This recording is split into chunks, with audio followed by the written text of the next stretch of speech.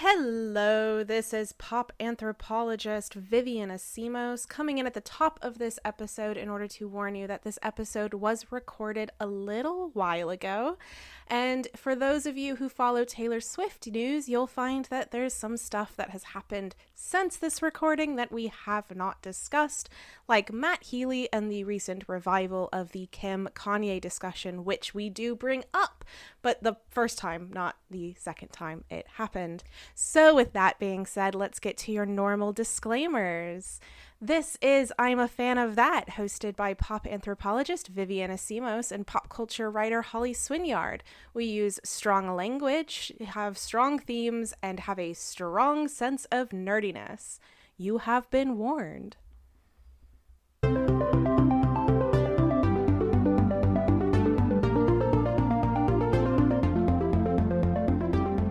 Hello and welcome to I'm a Fan of That, where we talk about the wonderfully complicated worlds of fandom through the objects we love. And today, I have brought... Are you going to tell them your name? Oh, right! Sorry, I'm a person. Vivian's been generated by AI today. I'm Vivian Asimos, and I'm with my friend... Holly Swinyard! I'm so sorry. I'm very excited about this episode, because I get the excuse to talk about stuff that I love. I'm coming into this episode like completely blind, and it's really funny. So like, I feel like it's entertaining that when we kind of do one each, and sometimes we'll be like, I have no idea. I have absolutely no idea. So I feel like I'm learning along with the listeners today. It's gonna be great. I always feel bad that I bring like the kind of fandoms that aren't as... I mean, they're nerdy, but they're just nerdy in their own way. I mean, that's a good thing, because otherwise it would get real boring real quick. That's fair. But today I'm bringing with me an album that came out last year. And now the thing is, so you know how Spotify Rewind is a thing? Yeah. Before this album came out, Orville Peck, which we've already talked about extensively, was... And who is now in my Spotify playlist. Yes. Very good, very happy. But yeah, he was top tier, no touching him.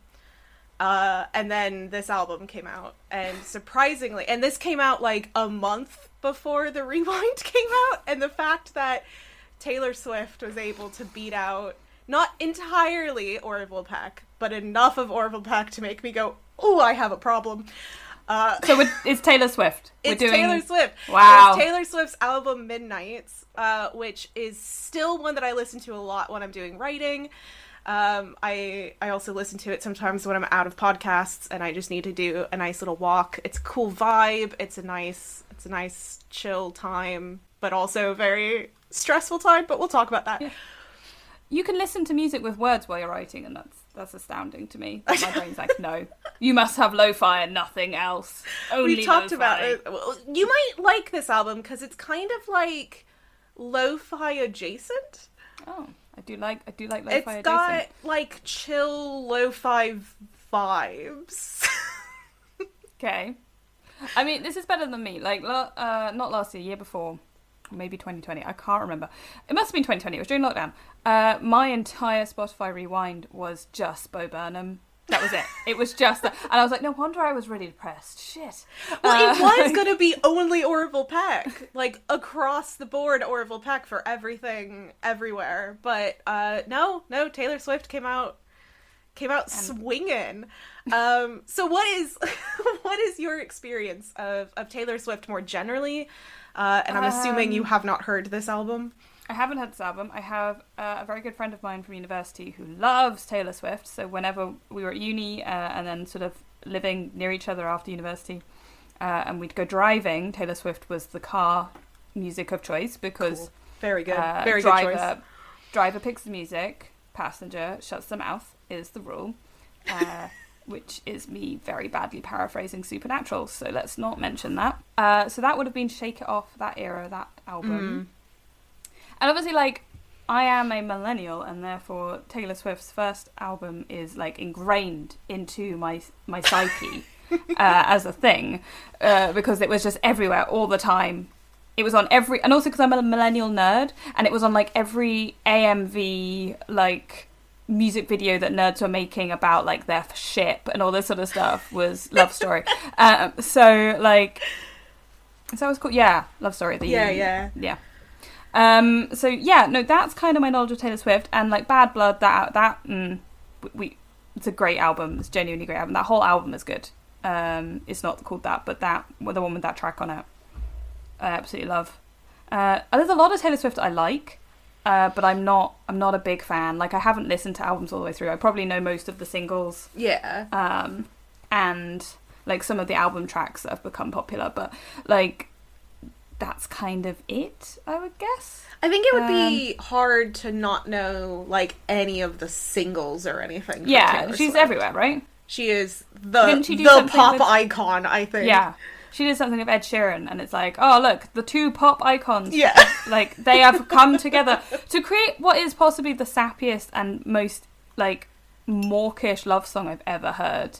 I remember, like, my sister playing it to me, The Joker and the Queen, I think it's called. And being like, what is this? And her being like, oh, I can't decide if it's really nice or really sweet. And I'm just sat there listening to it. And I would like to point out, I was listening to this after having just watched the episode of Our Flag Means Death where Steed and Ed finally, like, kiss and, like, all this sort of stuff. So I'm there like, oh, the best queer love story of all time is happening. And then just being like, this is very traditional love.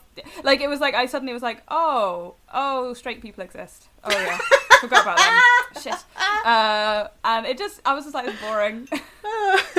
which is such a me thing to do, to be like, oh, this doesn't count. It's like, that's stupid. But it was kind of funny because I think I was just riding this high of like gay people being allowed to have a cool pirate romance. And then my sister being like, oh, but like this beautiful love song, and me being like, but heteronormativity. But heteronormativity is so boring. She hates it when I do that. She absolutely hates it. But it is very funny. So there was. Now I'm thinking it might have been my mum who showed it to me. I genuinely can't remember. Like, that's awful of me, isn't it? I don't know. I was thinking about pirates. So yeah, that's my main knowledge of Taylor Swift, is like country singer from when I was about 15, 16, 17, I don't know, that sort of age, and then Shake It Off, and then like the Bad Blood era thing, and then mawkish love song with Ed Sheeran. That's it. So yeah. I'm doing good. And dating Tom Hiddleston. Yeah, okay. He was on the list, wasn't he? We'll talk about the list. Okay. So yeah, clearly I know bugger all, essentially, is the Well, so I'm a big fan of pop music more generally. I've used to be ashamed of it, but I don't think it's something to be ashamed of. They're wonderful music. Yeah. So I used to listen to a lot of just like you, it's like obviously I'd heard a lot of the big singles and stuff like that, and I didn't hate them. You know, I enjoyed them. I still think Blank Space is one of the best pop songs to have ever been written. I will fight that argument to the death for anyone who wants to come at me, bro. But I never really listened to like a full album until her album Folklore dropped, which was in 2020. Folklore was amazing. And so I got kind of keyed into it. And so then when Midnight's dropped, I was like, well, I'll give it a try. And it was also amazing. And I think there's a lot that's going on in kind of the post... and we'll talk about this. The Taylor Swift who thinks that her world crumbled, which... to see somebody who is one of the most successful women probably of all time... to be thinking that, like, her world is done is... I mean, I get that anxiety. Yeah. But there's a lot that can be said to it. But she's, like, up there with, like, Beyonce and people. Like, oh, yeah. You know, I'm like, what? There's no touching her. But yet then Midnights is all about, like, having anxiety and depression. And it's like, I mean, I get it. But, like, girl. Still valid, you know. So, but we'll talk about this because I think this is... It's to understand why Taylor Swift thinks this way, and it's really impacted her storytelling, which has then also impacted the way that the Swifties, or the big fan base of Taylor Swift's, has also then consumed the songs and understood them and related to them. It's all kind of tied together with Taylor Swift's personal history. You know, it's a fandom when they've got a name. Yes.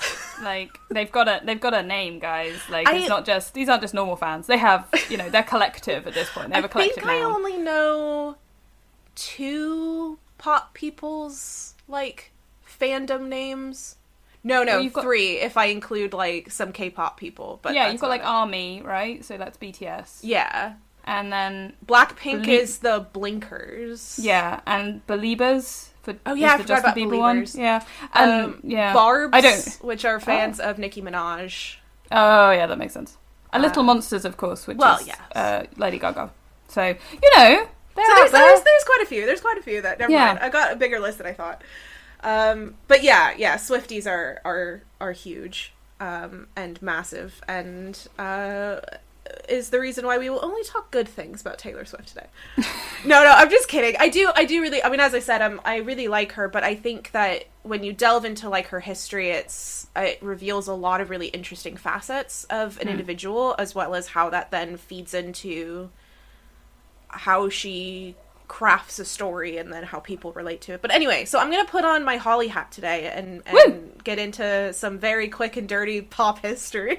I'm so excited. I feel like we should have like the pop master music, because I've just given away how old I am and how much I listen to radio too. Just have like a sting for History Corner.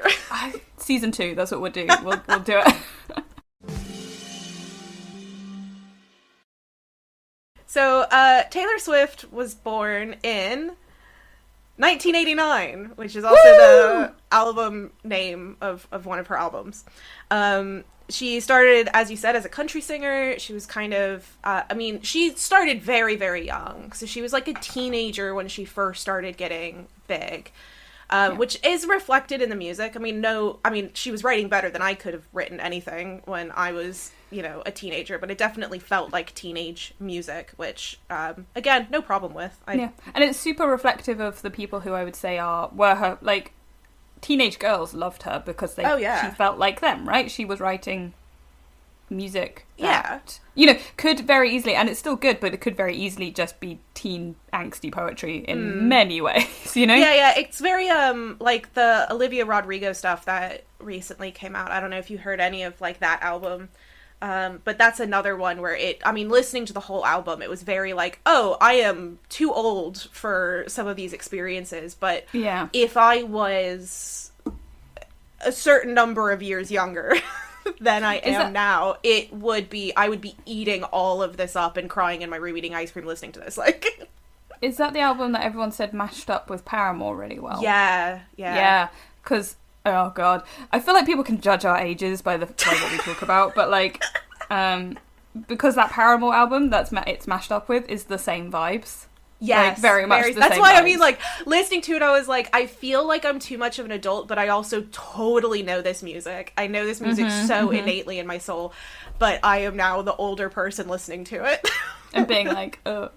I say this as somebody who still jumps around their room listening to, like, My Chemical Romance and Green Day. I was about to say, I'll still listen to it. I just listen to it for a different perspective. Exactly. But, like, this is me reliving my childhood now. Or my teens, let's say. So, in the kind of early days of Taylor Swift, she was really seen as this, the cute, sweet, all-American girl. She's blonde, petite, very beautiful. It's that kind of quintessential idealized woman, right, of Americana. And even when she was like just starting to like poke a toe into pop at around a very pivotal moment in her career, when she was about 19 or 20, and this was right around the time that she released her album Fearless, which was like in the late 2000s. So this is when the infamous VMAs 2009. Oh, that incident. This incident is one of, I would argue, is one of the most pivotal Taylor Swift moments in her life. Because, so for people who didn't immediately go, oh, like that. Yeah, the VMAs, yeah, okay. This was when she won the award for, I think it was the best music video for a female artist or something like that. It was an award similar to that anyway. And Kanye West got up on stage and took the mic away from her and said, "I'm gonna let you finish, but Beyonce had the best music video of all time." A little bit embarrassing, isn't it? Which you see how embarrassed Beyonce was. Yeah. You see how, and this was, I mean, Taylor Swift was a teenager, and, I mean, she might have been 20, but come on, like, when you're 20, you're basically a teenager. I remember the clip, and she looks absolutely, like, shocked. Like, she almost looks like frozen. And then, like, and bless Beyonce, who's genuinely just looking completely distraught that this is happening. Like, what are you doing? You know, like, they've given the award to her. We can't stop that. Well, and also, like, it's this young female, and Beyonce, I mean, I don't know her as a person, obviously, but I think that at least the way she portrays herself is somebody who's all about female empowerment. I'm sure she was not wanting to contribute to this societal idea that all women have to be combative with one another to be successful, and, you know, that's basically what Kanye was trying to do in that moment. Well, in that moment, she was really propelled from Taylor Swift, the artist, and to Taylor Swift, the public figure, because people started really paying attention to her as a person, because she was this, not only was she now the Americana ideal, but she was the Americana ideal that was slighted, and was very clearly in the right, and was very clearly innocent, and it really captured this idea of... Yeah. And I don't want to bring in, like, politics. Well, yeah, I do. But, like, if you're a right-winger in America and you see your beautiful blonde Americana princess get slighted by a black man, and that should not be the image. That should not be the image that it is. I can absolutely see what we would call the alt-right now taking that and running with it in a way that was completely unfair. Like, what Kanye did was stupid, but don't be racist about it, Jesus Christ. Yeah. You know, Kanye, it could have been, I don't know, I can't think of any famous musicians off the top of my head, but anybody else could have done it, and, like, it would have still been bad, but there would, like, I remember the backlash against Kanye and Beyonce that came from people who wanted to politicize it and wanted to make it more than it was, like, and that's just not fair for anybody in that situation, and it was bad and wrong. It was, But you can totally see why, like, I can see why people who have those politics took that image and used it in the way they did, which is horrifying, absolutely horrifying. So yeah, it was, I think, a very pivotal moment for her. It was obviously, I mean, that would be incredibly difficult to get over, I'm sure, especially when you're so young. But in all intents and purposes, I mean, there was moments where she clearly patched things up with Kanye, and they took pictures together and stuff like that as she got a bit older, and he continued to be an ass. But I think we all know that Kanye kind of remained the narcissistic asshole that he kind of always was in that figure. But the idea, the picture of Taylor Swift as this, like, straightforward, honest, and innocence started to change the more that she was put into this kind of public figure position. And so, you know, the kind of string of X's, as her music was always very autobiographical, which, again, we talked about this with Orville Peck, that history of country really paints the way that she approaches songwriting. Yeah. So it's always very honest and autobiographical. But when you're writing a lot of breakup songs that sound more catty than kind of straightforward, it starts to paint a very different image. She became a lot more like huge, kind of big pop rather than a country pop, which there's nothing wrong with. I don't mean to sound it as wrong, but this is all part of the changing image of Taylor Swift. I always think of the song Trouble, the I knew you were trouble when you walked in. Yeah. That has that big, like, EDM drop and stuff like that, which is, like, the furthest away from country that she could have gotten in that moment. Yeah. But then things seemed to kind of shift back into Taylor Swift's favor when Kanye West released the song Famous. And I don't know if you remembered this controversy. But I'm about to use a derogatory term for women, just to brace people. In the line in the song, he references Taylor Swift by name, and he says, "Me and Taylor might still have sex. Why? I made that bitch famous." Oh no. This continues down the route of Kanye being just like terrible. I said, Kanye West continues to go down a Kanye West line and has in more recent years been way worse than this, but absolutely, for a discussion for another time. I feel like at some point we just have to do a Yee episode, like just talk about that. I mean, if I do another Kim Kardashian deep dive, we can get into some elements of this as well, but I wanna. Oh god.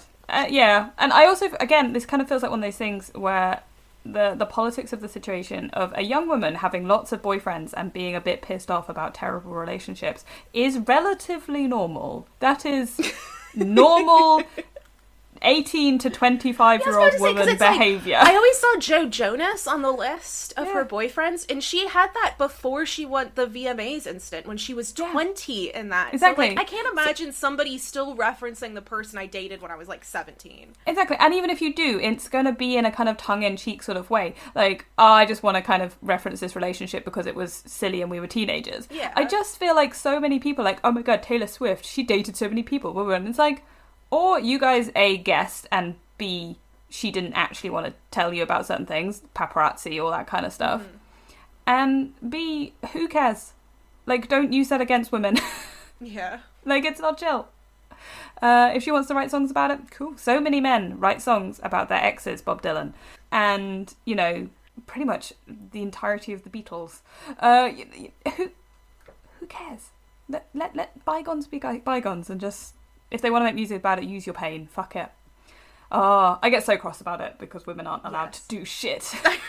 I know. There's a lot kind of underlying with this is obviously the kind of inherent misogyny of a woman having they're long-lasting serious relationships. Like, she's a tiny bit older than us, but only by a couple of years. Like, if one of my friends had 6 or 7 serious boyfriends, I wouldn't be like, what is wrong with you? I'd be like, yeah, that makes sense. That's normal. That's on track.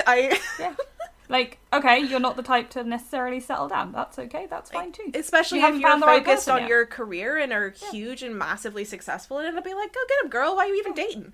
Like, exactly. Like, I'm sat here like with multiple friends who are, you know, they've broken up with long-term partners or they're divorced and all this sort of stuff, and I'm not there going, well, you're a fucking slut. I'm just going, oh, that's a shame your relationship broke down. You'll find somebody, you know. It's like, be normal.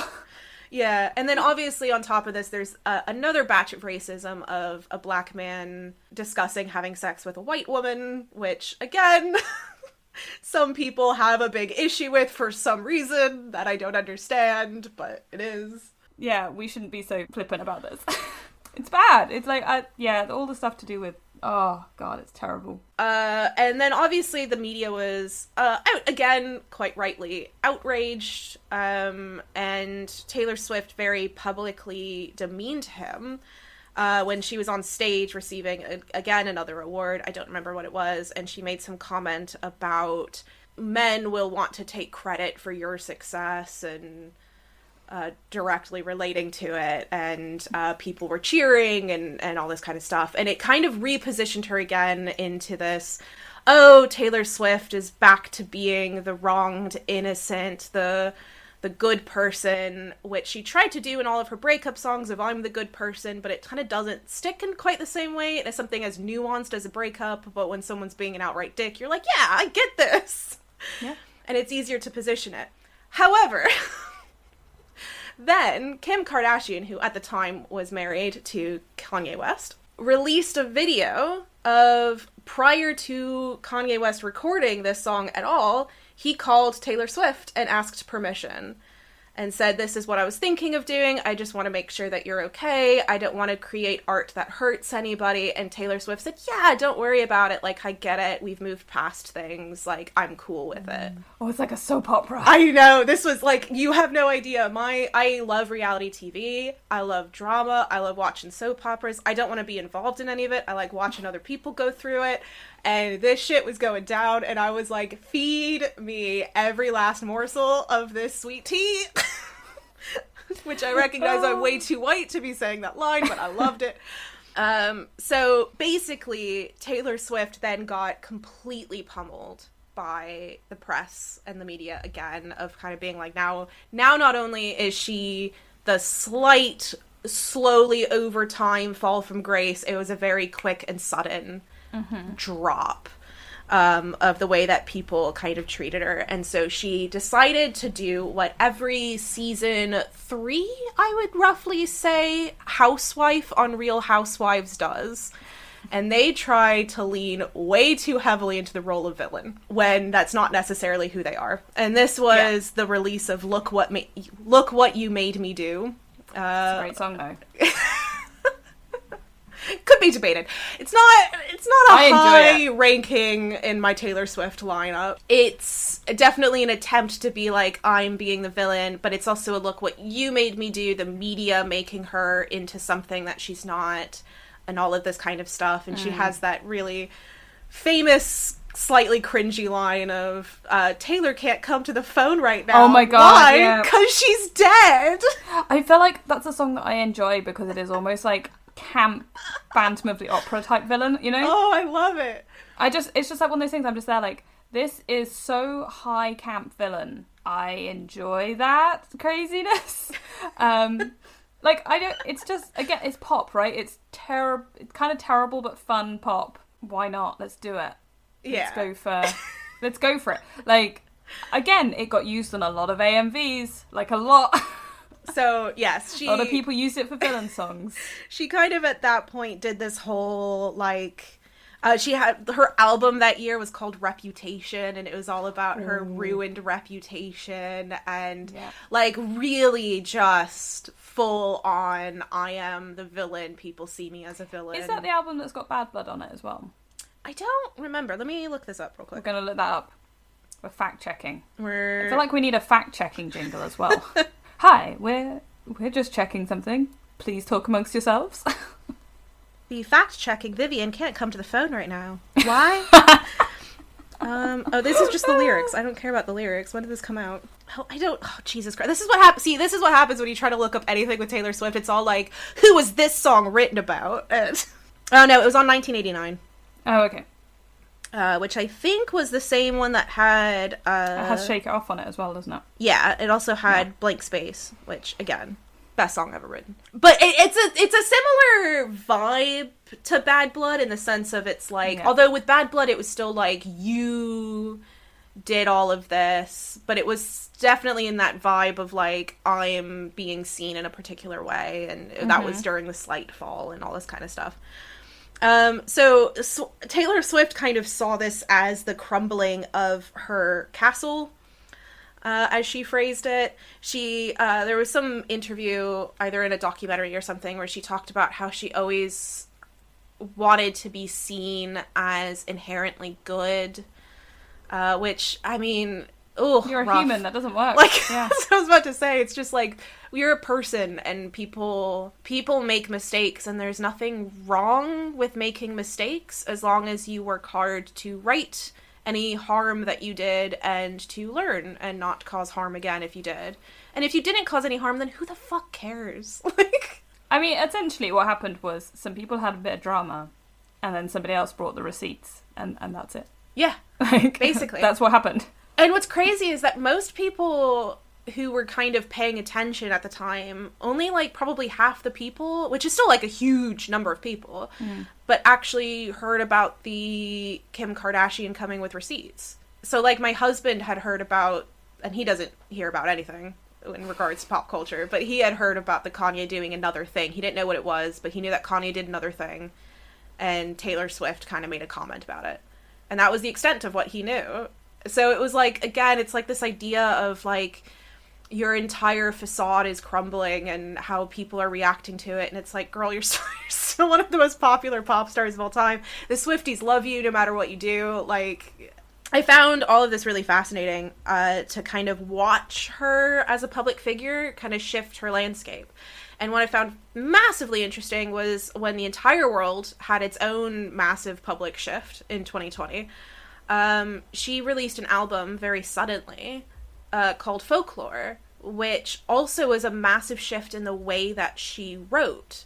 So up until now, all of her writing has been very autobiographical. And like I was saying, when I was trying to look up that Bad Blood thing, and it's all like, what was this song about? Who was this song written about? It's like, that's what everything was. It was all very autobiographical. Which boyfriend was this written about? Which relationship was this? Which friend was she feuding with? This was the commentary among everything. With Folklore, most of the songs were about fictional characters. It wasn't about Taylor anymore. And this is a very folky album as well. It's really, I mean, there's like very tiny hints of pop, but that's about it. Like, it's very folk. It's very back to being a country singer. But it had these like elements of it being almost kind of, I don't want to say elevated because that makes it sound like country and folk music can't be elevated. But I'm trying to say that, like, it was, I think, helped along and sounds slightly different than other folk because of her experience in pop music and how that affects things over time. But despite this, it kind of still had people reading into which bits were the fiction and which bits were the autobiographical. But it started to become this different narrative of fiction telling, which I thought was really fascinating, and she had a really lovely perspective on folklore more generally, which I'm going to do a quick read. It's not fully what I'm going to be talking about today, but I have to, because for people who don't know, my entire specialism is in mythology and storytelling, so when Taylor Swift dropped an album called Folklore, you know I was going to be all over that sucker. But she writes, a tale that becomes folklore is one that is passed down and whispered around, sometimes even sung about. The lines between fantasy and reality blur, and the boundaries between truth and fiction become almost indiscernible. Speculation over time becomes fact, myths, ghost stories, and fables. Oh. Which I think is beautiful to hear about, and also she's got these stories of fiction that she's kind of blurring the lines between her own reality and these characters that she's imagining, but then on top of that she's also kind of in that making commentary about the way people are with rumors about her, that these stories of speculation that people have becomes the fact, becomes the exact amount of what something is about. I remember hearing that Ed Sheeran's song Don't was supposed to be about a relationship with Taylor Swift, and then it turned out it was about somebody completely different. But I only learned that it was about someone completely different like a year ago. And I had spent that amount of time just assuming it was about Taylor Swift because that was the speculation it wasn't even for sure that they dated. It was just this idea that they probably did and then maybe had broken up, and it was all this, like, big story that probably wasn't all true, but it was the thing that I had heard and therefore stuck in my head. So I think it's a really fascinating perspective on it. So, yeah, I think what's really fascinating about Midnights is that it's a slight return to the autobiographical. She talks a lot more about having anxiety, about, for people who want to kind of follow along the her view of herself angle, if you listen to Antihero, I think that's the perfect, like, cap on this whole story of the way that she viewed herself. She kind of sees herself as the monster. She sees herself as, the person that nobody likes, that nobody can love, and not just a relationship. She's talking about a perspective of other people because there's more relationships than the love romantic kind. But she's talking about those. There's a really great, one of the lines in it is that she had a dream that her daughter-in-law killed her for the money. So yeah, I mean, it's just like that kind of idea and imagery and idea of yourself as somebody that people wouldn't even want to keep around for the sake of you, that you are only your success and your money and nothing else, which sucks to think about. I feel like I need to... I'm like, Taylor, please go have some therapy. I know. I'm worried for you. Like, oh, bless. That's... Yeah. Oh. Makes me sad. One of the really beautiful things that I think as you track these things and ending with Midnights, and why I think Midnights is so really fascinating, is because she's learned from this really super autobiographical aspect of herself, but she's also learned from this fictional thing that happened in Folklore and Evermore about connecting to the fictional space and seeing yourself in the fiction, which obviously is something that a lot of people listening to this podcast have done. It's something that we have done. And understanding that kind of blurred reality and that bringing into it that sense of when you're so anxiety and depression ridden that you're awake at midnight and unable to sleep, and your anxieties are just constantly in your head in those moments, but also how that can kind of blur reality sometimes, and you see things that aren't really there, and see things in yourself that aren't really there. Which I think is also really fascinating. And people have really grabbed onto it and see themselves in it in a really wonderful way. And I'm not going to talk too much about the most recent thing, because it literally happened like a week ago. But she... Is this the tour? There's no. been a lot of stuff happening. Well, I've kind seen a lot of people it's talking connected. about the live shows. Yeah. So it's rumored at the moment, at time of recording, it has yet to be substantiated by either party. So I will not delve into the speculation, which becomes facts, that she has warned us about. But it is speculated that she has broken up with her boyfriend, Joe Alwyn? I don't know actors. But she was with some English actor, and he helped along with writing several of the songs from the last couple of albums. And one of which was, she had a lot of really beautiful love songs on Midnights that I think is really beautiful. And one of the, a lot of the Swiftie tweets that I was reading was just how demonstrating how much people connect to these things and how much they see themselves, despite it being a very personal narrative. Particularly, I mean, if I were to write about my own anxiety, that's obviously an incredibly personal experience, but anyone with anxiety could probably totally connect to that. It's that kind of experience. And, but people were talking about how if the relationship that Sweet Nothings is written about could fail, then there's no hope for the rest of us. Oh, God. No. Which, I mean, I think that shows just how tightly people hold on to it, how tightly people feel the things of, like, this song is the most beautiful love song that they had heard and so connected to it. You know, the way that your family felt about that song that she sang with Ed Sheeran, for example, that to then know that whatever inspiration that was is then falling apart is almost like their own mental breakdown as well. I think that's quite interesting, though, because I almost feel like those moments of the beautiful love songs come out of a place where you're desperately trying for it not to fail. You're proving that it's not, and so something that is so beautiful almost comes from a place of, like, almost I'm not saying this is necessarily true. Exactly, she's clinging to that thing not falling apart, maybe knowing that it is. And I almost always find that some of the most beautiful pieces of love poetry or music or even just prose come from there rather than necessarily coming from the height of happiness, because it's hard, you know, you put emotion into whatever you create as an artist, and I think beautiful art often comes from conflicting, difficult emotions. Not saying it has to, absolutely doesn't have to, but it definitely has a place. So maybe the Swifties can take something in that. Did I talk about Taylor Swift's history for 35 minutes? You did, yes. Oh my god, what is But wrong we also with talked me? about, like, the alt-right using racism, so... Fair. Oh my god, I need a life. It's okay. I opened this episode talking about that song and made fun of my sister, which she's going to hate when she listens to this, so... Again, I apologise, Lassie, I'm sorry. But I think why I kind of wanted to talk about Taylor Swift in this season, because I did debate on us pushing it back, because we did already talk about Orville Peck, and I didn't want to overload it with a music-centered stuff.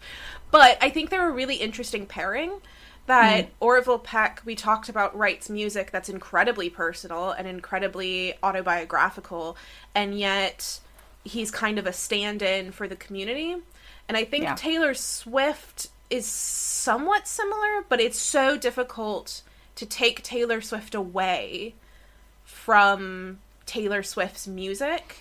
Yeah. that I don't necessarily know is the same case for Orville Peck. Yeah, having listened to Orville Peck since we recorded that episode a few weeks ago, I definitely feel that while you can tell it's his personal experience that he's talking about, you can tell that these are things that he is not necessarily recounting, but expressing. You find your own meaning in them and you kind of attach to them. Whereas you're right, Taylor Swift, you're kind of like, okay, cool, so this is about Taylor Swift. Yeah.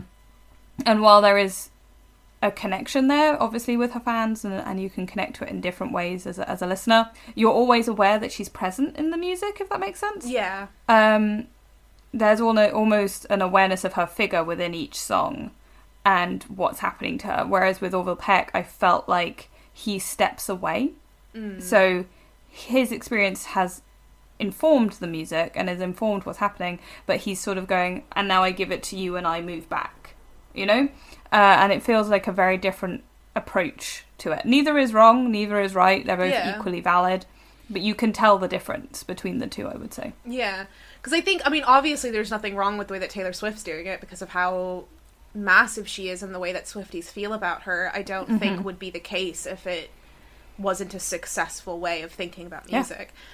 But yeah, I kind of compare it sometimes to, there was a very particular song by Ariana Grande, the Thank You Next, which got huge.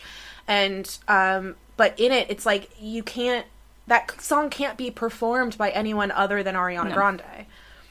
And I feel that way with most of Taylor Swift's music. And one of the reasons why I always say that Blank Space is such an amazing pop song is because of how much it captures this idea.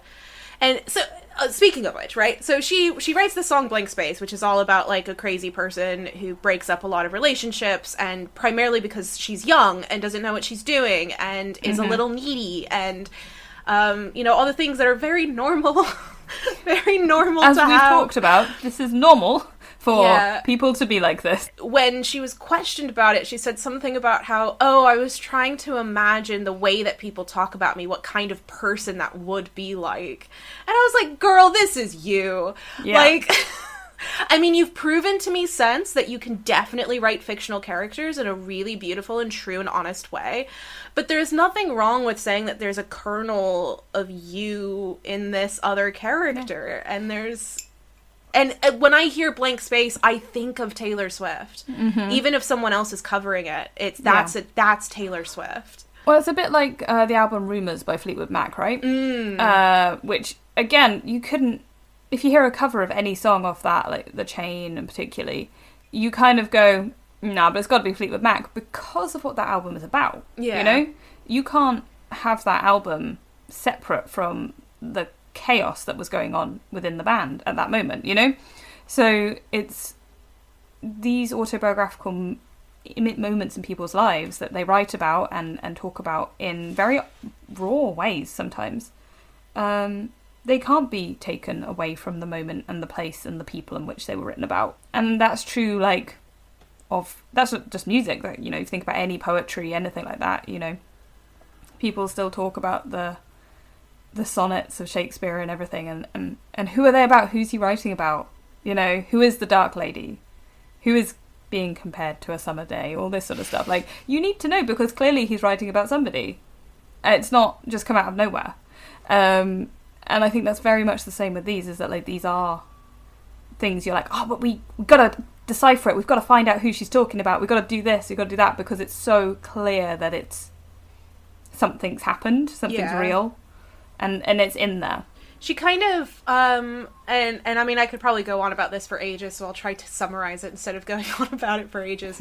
But she really creates her own folklore, her own mythology, that is obviously based off of kernels of truth and stuff, but the way that people listen to that music.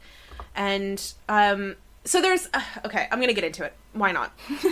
I gotta put down my tea for this. So there's this book by Michael Taussig called The Corn Wolf, which is an amazing text that's all about how anthropological writing really sucks.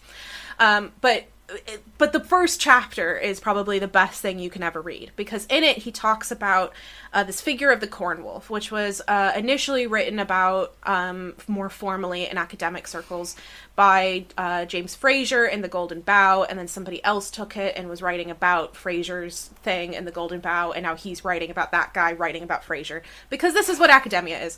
But basically, in it he talks about this figure of the corn wolf, and that the corn wolf is a mythological creature who is, oh geez, now let's see if I can remember all the bits.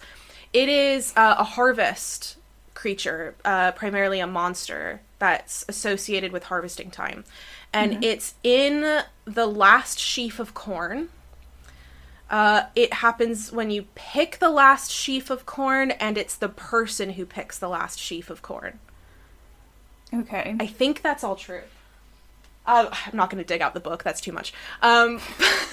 But basically what Michael Taussig is saying is that we as humans are able to conceive of one thing as having multiple meanings and multiple identities and multiple facets that could be contradictory or could be interlacing, and we don't see a problem with it.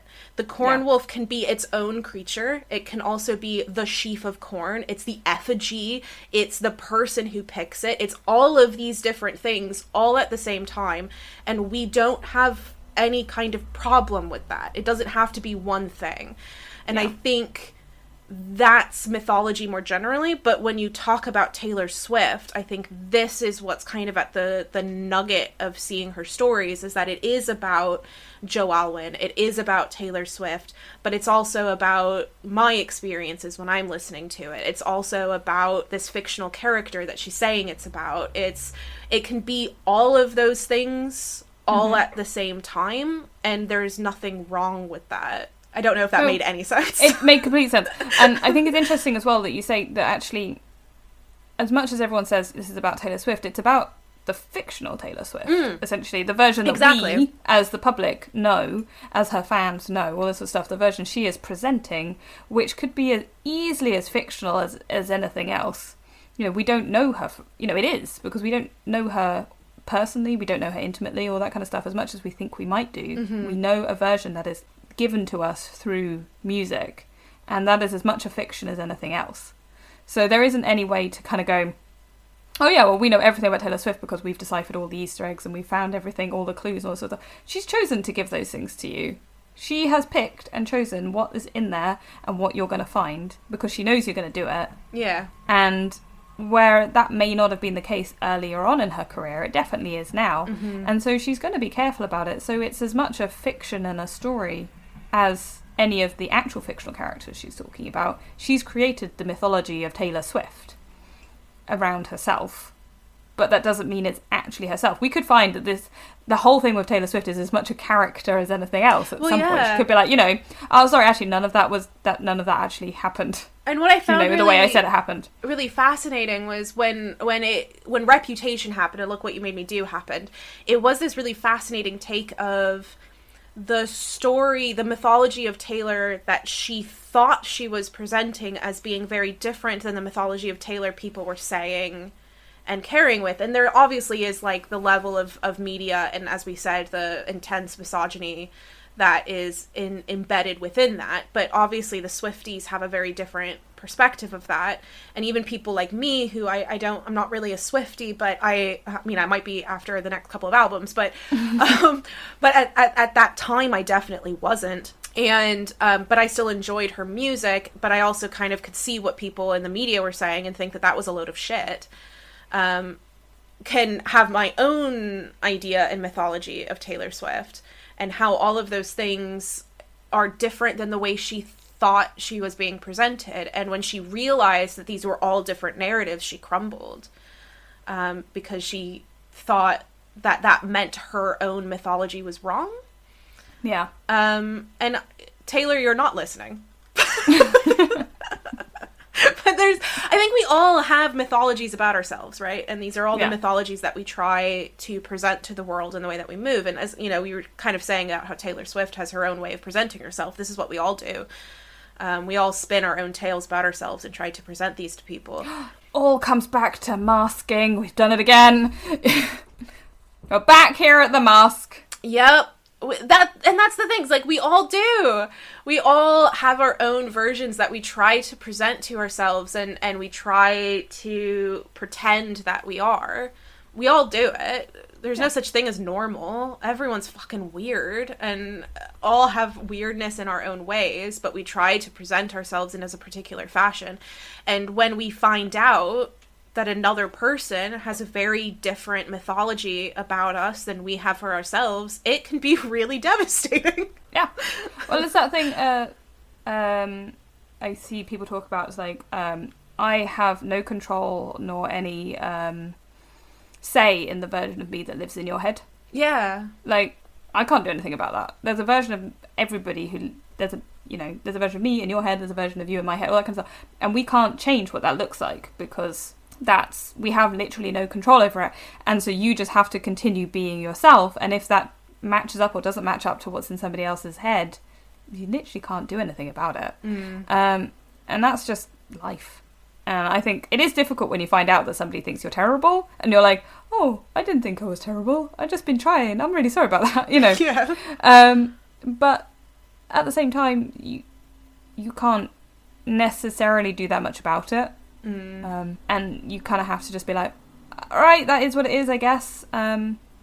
Sorry, I guess I just keep going, and that's really hard. It's a hard thing to do, like, unless you're intentionally being terrible, like, fix that shit, fix your mistakes. Jesus Christ. But, like, most of the time it's almost always just unintentional, let's be honest, and you just have to be like, okay, I guess we just, that's weird. And I'm interested by the fact that Taylor Swift, I guess because it was on such a public stage, that when she found out that, like, the whole media, and therefore obviously the whole world, thought terribly of her, when she thought, oh, I'm a good person, which, fair enough, she probably is, that probably really was very difficult. And like you said, she was very young, really. Like, that came out when she was like 25, something like that. Yeah, I mean, you're not ready for that at 25. Yeah, she was 20, I think, at the 2009 VMAs. So, I don't know. I can't do math. But, yeah. I mean, she's still young. Yeah. And that's the thing that's kind of crazy. I mean, she better still be young. She's older than me. But, like... Yeah. But I think that's the thing, is, like, when you've done most of your growing up in a public spotlight, it's hard to grow up.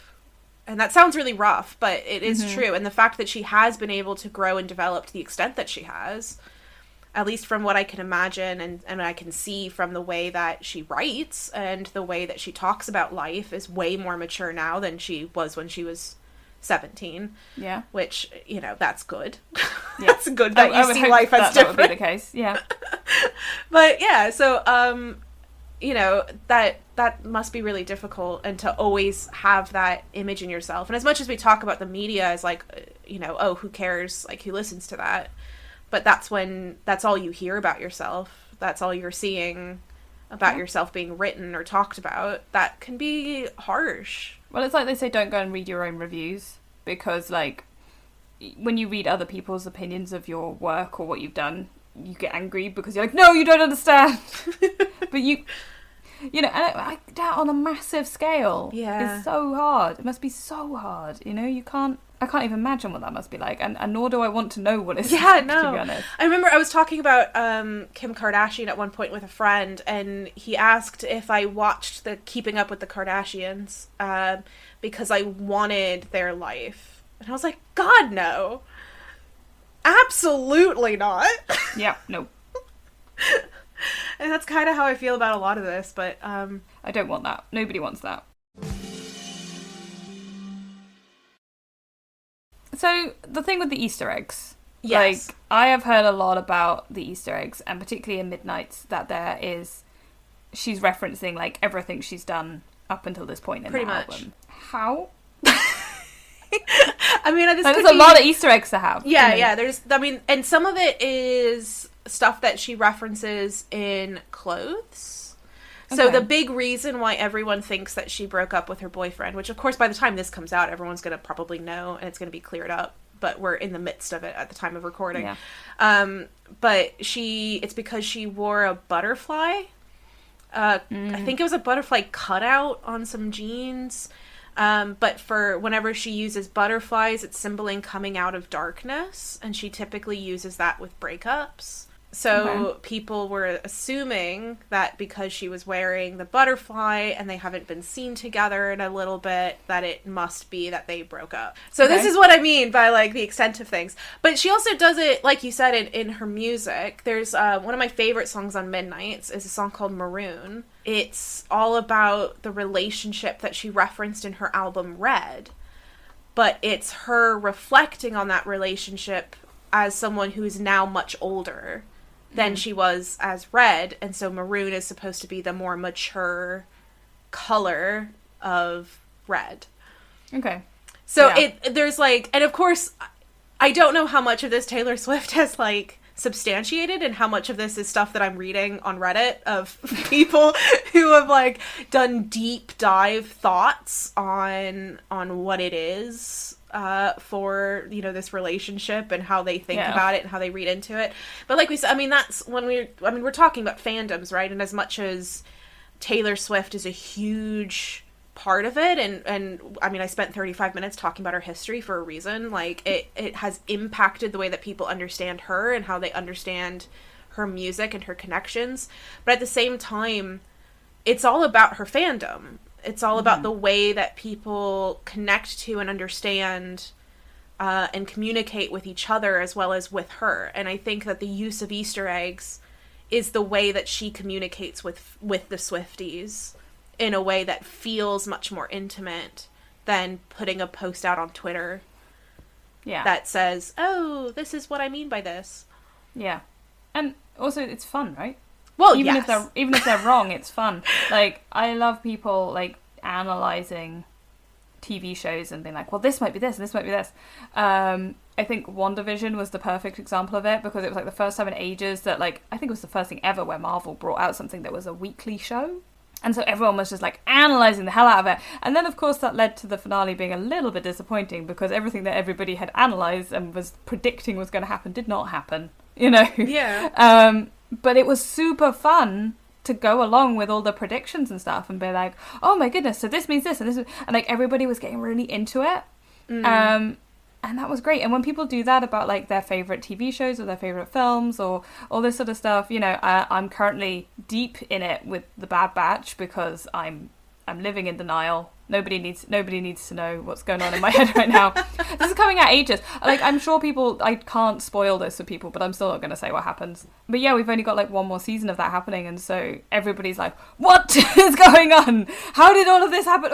You know, so there's a lot of analysing going on, which is crazy. But it's also really, really fun and stopping me from falling into a pit of despair because of the season 2 finale. So, you know. Well, but what's interesting is I think what I find interesting about Taylor Swift using the Easter eggs is it's kind of her way of controlling that aspect of the fandom, right? So, because it's going to happen regardless. I mean, she has seen it happen regardless. Yeah. But now she can kind of put a butterfly on her jeans, and now it's her controlling the narrative that people are then, like, what is it that people are grabbing onto? Well, I'll give them something to grab onto and communicate with, rather than grabbing at nothing and communicating a thing I don't want them to communicate. And it's very clever. It's very clever. I think. She's very smart. Yeah. If you grow up in a world where people are analysing your every move very publicly through the press or through your fans or through your music, all this sort of stuff, take it and use it and run with it. You know, absolutely do that.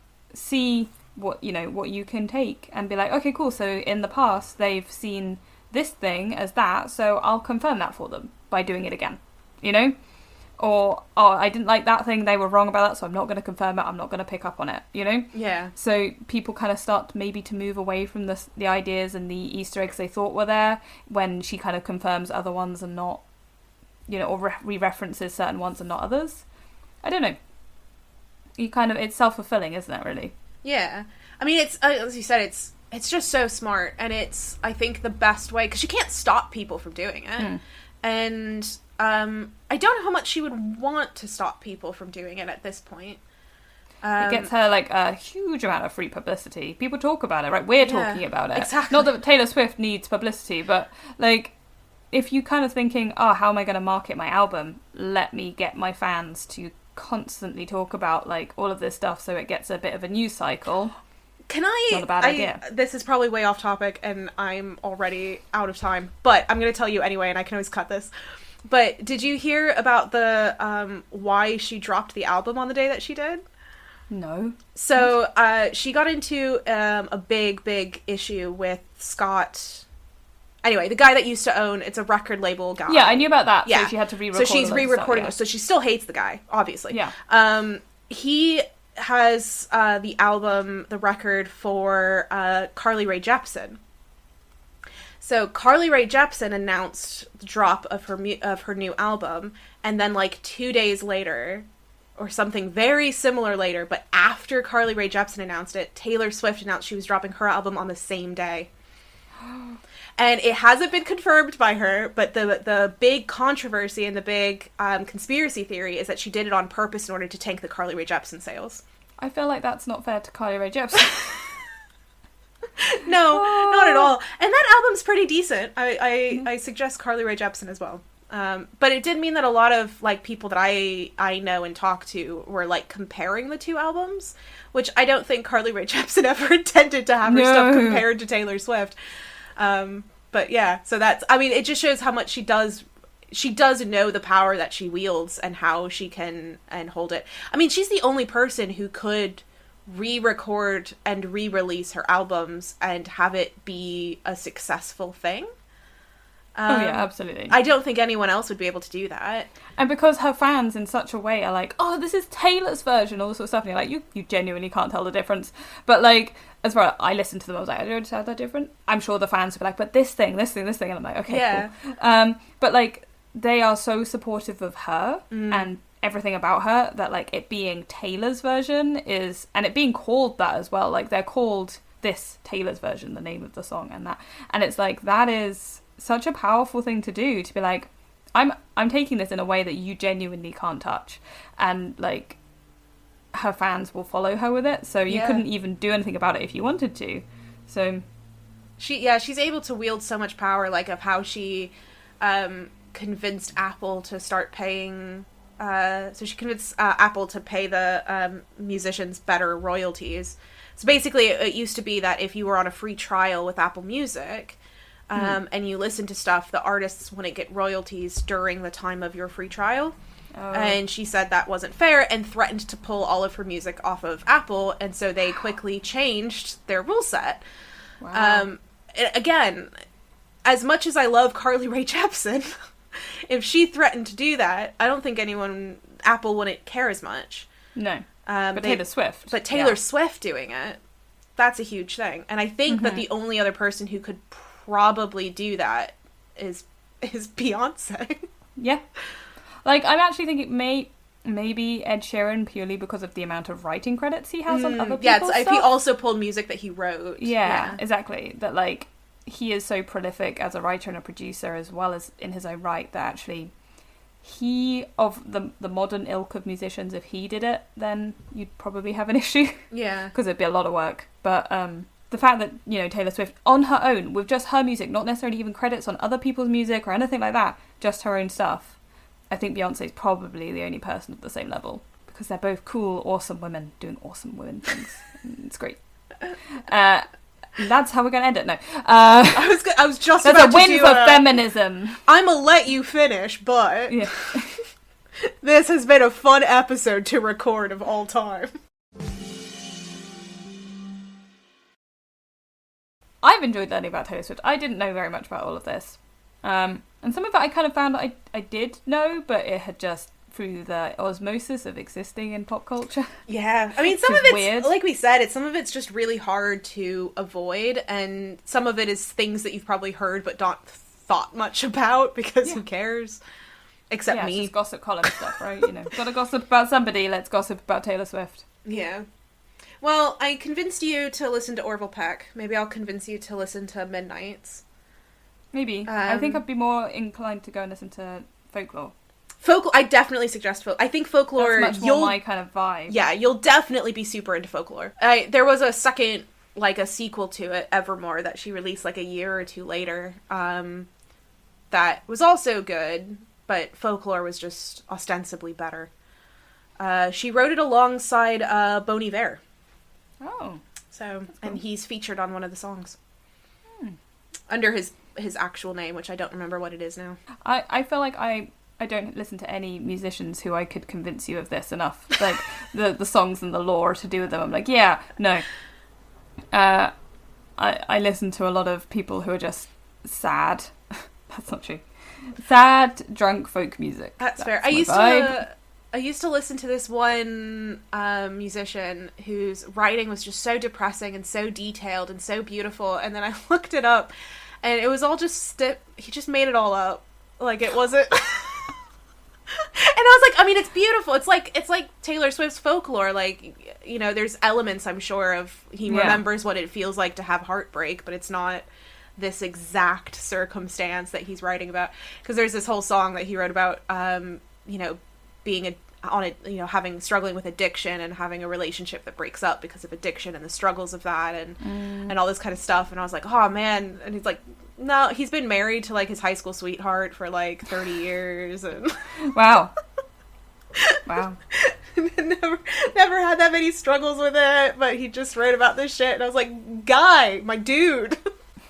I mean, I'm going to be honest, I kind of feel like my favourite band have not had their clothes stolen by a prostitute in New York Harbour, and then, while they're about to go and be press ganged onto a boat. So, you know, it's a different vibe, really, the folk music vibe.